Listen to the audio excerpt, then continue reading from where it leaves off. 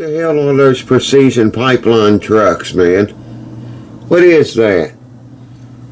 Whatever they're hauling thousands and thousands and thousands of gallons of shit up here all summer, every day, every single day, all day long. Hundreds of trucks, thousands of gallons of whatever they're taking up there. And what the hell? Precision pipeline.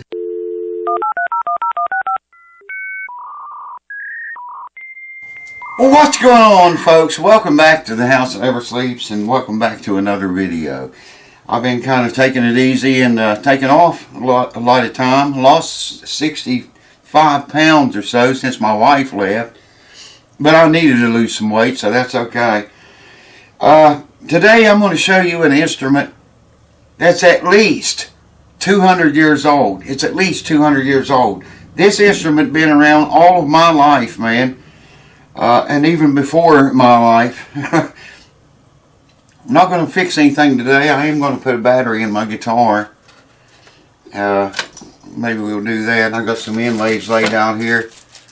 5mm dot inlays I've been putting in the guitar. I've got a nut right here I made for my guitar, which I got to get together because we're going to have a jam session pretty soon, me and my cousin and his daughter. But today I want to show you, get on with the video production. Life goes on, man. I lost my mom. I lost my daughter. I've lost my wife now. She left 8 months ago. At the time of the making of this video, it's been a little bit over 8 months. So, lost a hell of a lot. And life ain't the same. A lot of you guys don't realize what it's like to go through those changes, man. To have to deal with them and live with them every day. I got Cue Ball here. She's right there. She's about ready to jump up in that chair. Me and Cue Ball's all that's left here. Life goes on. Anyway, I want to show you this old instrument right here. It's at least, I know, at least 200 years old.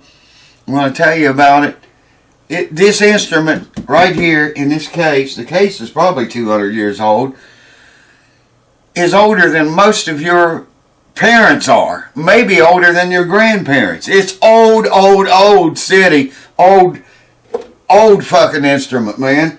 Been here a long time on this planet. And I'm going to show it to you if you hang around. I'm going to show you some other old things. This instrument right here, there's a picture somewhere in our family of my grandmother. Her name was Bessie. Bess. They called her Bess. Her name was Bessie. There's a picture of her in existence holding this banjo. It was strung up, it had the head on it, had everything, it was playable. It looked like it was playable in the picture. That picture was probably taken in the 50s, maybe 40s even. I don't know whatever happened to the picture. She died, oh God, 40 years ago probably. And, the hoarders moved in and took all of her shit. Before her body even got cold, they was in there getting all of her shit. And they stopped by my house one day. I'm not going to mention any names here. But they stopped by my house. Had a whole truckload of shit, man. A whole truckload of shit. Belonged to my grandmother. They was cleaning her house out, going through all of her stuff. Her pictures and everything that she owned. And they had this old radio in the back of the truck. It was the first thing I seen when I walked out there and looked at the truck. I saw this old radio and I remembered it. We used to listen to the Grand Ole Opry on it every Saturday night. My cousin, one of my first cousins, his name's David. David, if you see this, you'll remember the radio.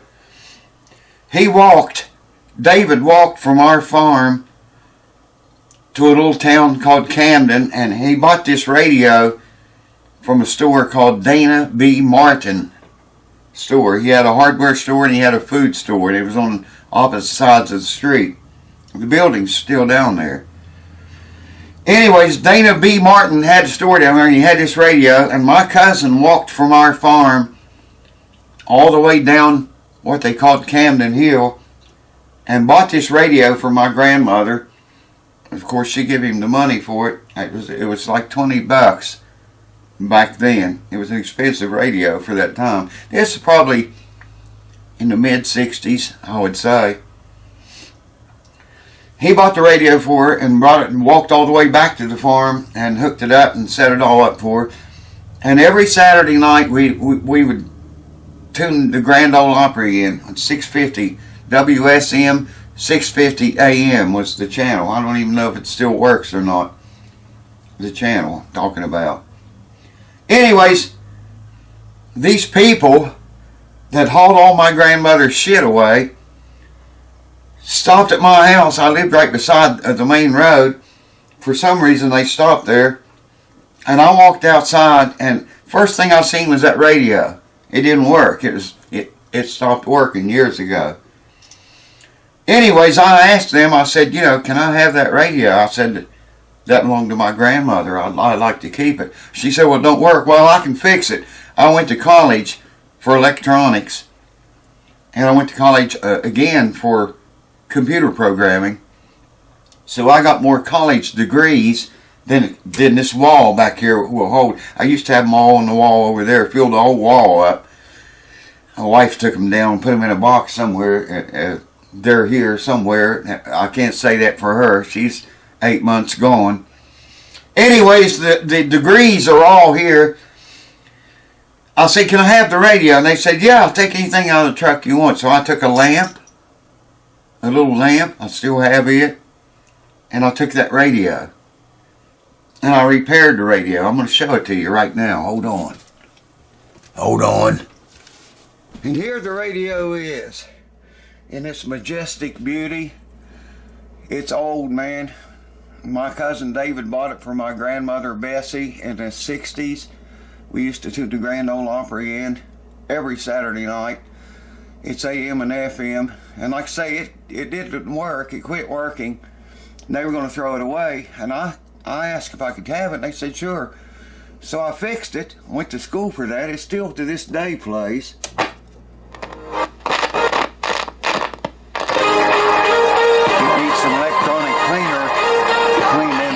Potentiometers, but you can hear that.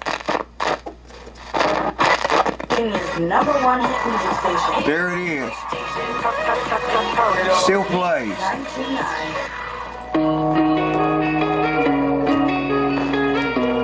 The treble don't work, but there it is, man. It still works. My wife used to get up in the morning and play that every morning as she got the kids ready, you know, to check on the roads and if it's going to be school or delays that day. She used to play it every morning, and that's been another lifetime ago. But anyways, there the radio is. That's the story behind it. Saved from my grandmother's stuff that they were going to throw in the trash. Okay, so here it is. Like I say, this case is probably as old as the banjo itself. It's really not very much to look at, but it's part of history that many of y'all might like to see. Here it is. There's no name on it, I don't think. No. If there is a name on it, I don't see anything written on the back of the headstock or the front of it. But this is it. It's got an old calfskin head on it. My dad played this banjo for many years. My grandfather gave this banjo to my dad because he showed interest in banjo when he was young. He got out of the army and came home, and he started, you know, trying to learn the banjo. That's where I got on the banjo from that. But all this wear is from him playing. I think he put his hand right there when he played it. Of course, his fingers down here. And like I say, this is an old calfskin head. It's shot. I'm going to restore this banjo. I think I'm going to fix it up and make it play again. It's got, well, 2 keys there missing, and the 5th string peg right here is gone. And I have all that stuff. I can put keys back on it. In fact, I have them laying Right here behind me, some of them. But here it is, man. Probably one of the oldest instruments you'll ever see in your lifetime. Like I say, there was a picture of my grandmother holding this banjo. It had, well, it's still got the tailpiece on it. It had the tailpiece and all the strings were on it. There's a bracket missing right there. God only knows where that's at. Only one missing, so that's good. Anyways, there's a picture, probably from the 1940s, of my grandmother holding this banjo, and it looked like it was playable in the picture. It had all the strings on it, 5 strings, had a bridge. Of course, the head was tight. This head's shot, man. My dad put this head on here. It doesn't even have a rim around the head. It's so old. I assume that's an 11-inch head, if I can find something to measure it with. Wow. Can't find shit, man, when you need it. Here we go. Most of these heads are 11-inch. Yeah, it is. It's 11-inch head. Measured in diameter. Actually, it's about 10 3/4, but they're usually 11-inch. Fits almost all banjos. That looks like it. Let me measure the back of measure the pot here. Yeah, from outside to outside, it looks like in diameter it's 11 3/4 inches, but usually all banjos, usually, not always, but usually, take an 11-inch head. I bet you an 11-inch head will fit this. It's 10 5/8. Looks like 1, 2, 3, 4, 5. Yeah, 10 5/8 is what it is. But I'd say an 11-inch head probably will fit it. Anyways, I'm going to fix this thing up, man. I'm going to make it play again. It don't have any resonator. It was born without a resonator because I don't see anywhere a resonator would even attach to it. But I'm going to make it play again. Now, I thought you guys might like to see it, and I need to make videos because I haven't been, I've been taking a break from making videos. This case, lordy, it's probably as old as the banjo is. I think I remember this hole in the case right here. I don't know what happened, but my dad got pissed off and kicked it for whatever reason. Probably dealing with a woman. Kicked a hole in it. The case is almost as old as the banjo is. Anyways, thought you guys might like seeing it. There it is. I'm going to restore it, so stay tuned for that. But right now, I'm going to put a battery in my guitar. Hold on for that. Hold on.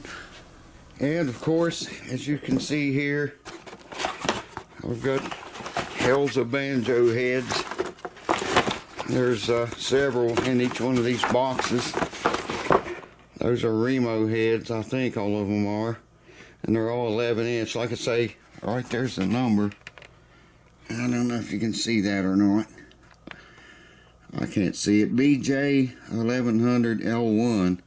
Low crown is what that means. High crown, medium crown, and low crown. I think this is a brand new head right here. This box is a brand new head. Haven't even opened it yet. But I got plenty of heads, man. L1, that's probably a low crown head. They make low crown, high crown, and medium crown. Another Remo head. And then I have all these heads. Remo, some of them's a 5-star. I got one there's a 5-star. So I got plenty of banjo heads and tuners and keys and crap to fix that old banjo back up. Well, here's the guitar and here's the battery. And here's the nut that I made for the guitar. It's not done yet. anyways, this has got a Fishman Ellipse system in it, which I love very much. Here's the battery box. Just going to slide that battery into the box. It's hooked up. And I got a piece of Velcro stuck to the neck block here somewhere. If I can find it. I don't feel it at all right now. Not at all. Not the least. It was stuck to the neck block. This guitar, if you guys remember it, it's my guitar. I redid the frets. I pulled the frets and put new frets in it. Wow, where the hell is that thing, man?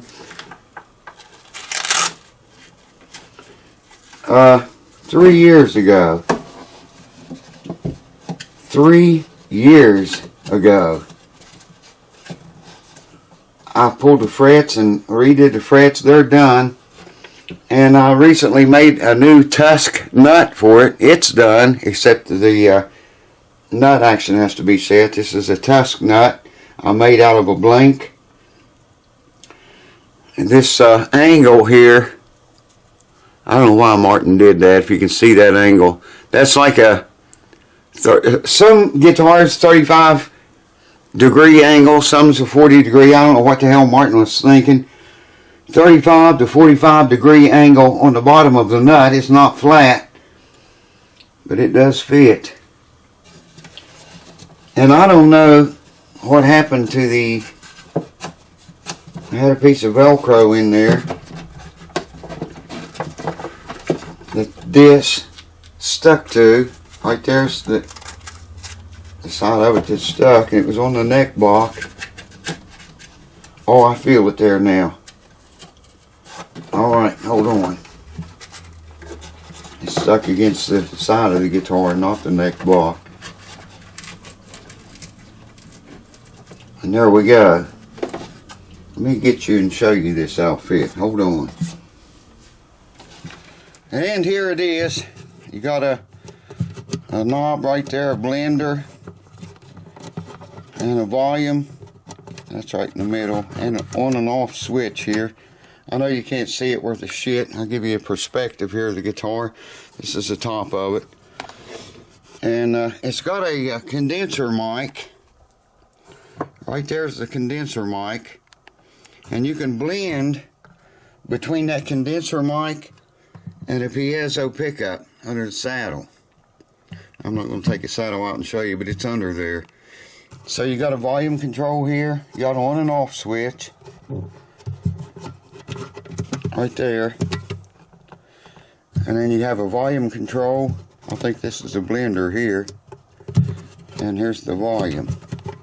And it's really super nice, man. That's the best system I have ever found for an acoustic guitar. I'm going to do a review on it. I got one on it, but it's old and crappy. And I'm going to do a new review on this system here. Like I say, it's got this condenser mic right there. And depending on where you point that, you know, you can move it around. Always left it pointed toward the front of the guitar. Seemed to be the best sound. But you know, you can point it down or point it back in the belly of the guitar, the lower bout, or straight up, straight down, wherever you want to point it at, and you get different sounds by doing that. This system makes an acoustic guitar sound like an acoustic guitar. These under the saddle piezo pickups, most of them you get, are shitty. And the guitar just sounds shitty through them. It don't even sound like an acoustic guitar to my ear. None of them I've ever heard sound, except this one. You can blend the mic in with the piezo, or turn either one of the two off and use only the piezo or only the mic. Or like I say, you can blend them both. This system sounds truer than any acoustic guitar setup I've ever played or owned. And I've owned a bunch of them. Anyways, watch for a review on this to come. Hold on. Here we go again. Look at the size of that tank, man. What are they dumping thousands of gallons up here all summer long, man? What is that shit? Google them. Precision pipeline. Google. So there it is. A very old instrument. Probably older than most of you guys are. Or your parents or your grandparents even. Very old banjo. Look for videos to come. I'm gonna, like 3 years this guitar been down. I refretted it. The frets is done. The only thing it needs is to finish this nut.